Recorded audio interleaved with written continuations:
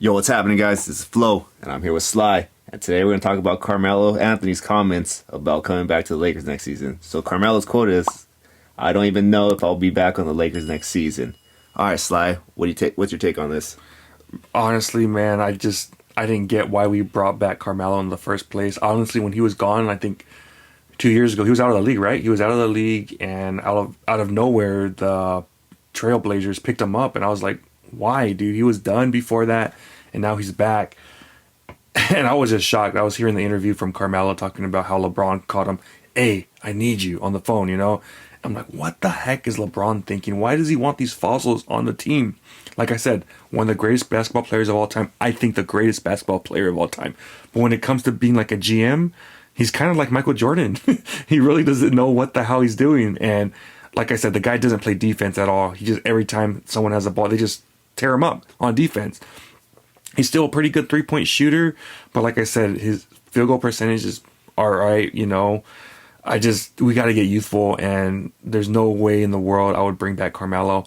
Even Dwight, you were talking about Dwight too. I mean, he's good too, but he's someone that actually would play pretty good, but he hardly played, man. You were seeing him play like 5 minutes here, 10 minutes here.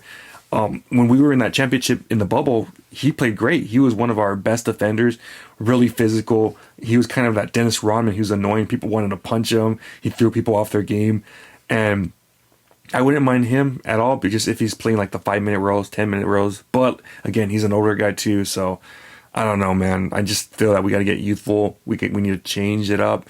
We can't be the oldest team in the NBA. We can't be coming to the stadium in our rockers, so time to change it up, man.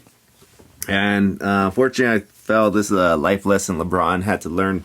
You don't mix friendship with business, and this is exactly what happened with us this season. He tried to go buddy ball, and it cost us big time. We freaking broke up a pretty nice young core in order to get what LeBron wanted. Carmelo Anthony, man, I knew he wasn't really going to contribute to a championship team. He's fun to watch. He's fun to see on the offensive end, except for you got to play both sides of the ball, and he's not really been known for a defender, even when he was in his prime. So from the jump, I knew this really wasn't going to work. I did like Carmelo Anthony's efforts, though, through most of the season. He was one of those guys who actually looked like he had kind of a passion, or like he cared about what was happening. You kind of seen that he was getting upset towards the end because we were just getting thrashed, and everybody else didn't really care, but you could tell he took it a little bit personally. So I give Carmelo respect in that sense, but I don't really see him coming back with us next year. That's my honest opinion. Yeah, man. We'll see what happens next year. Hopefully, like I said, we could get younger and stop getting these guys from nursing homes, because I don't think that's a way to win championships. You got to get young.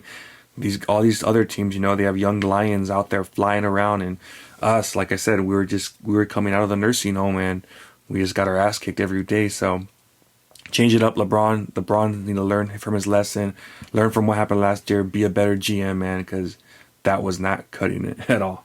Yeah, man, exactly. Get younger. Look at the two teams we have to face the most every year, the Golden State Warriors and the Phoenix Suns. What do both those guys have?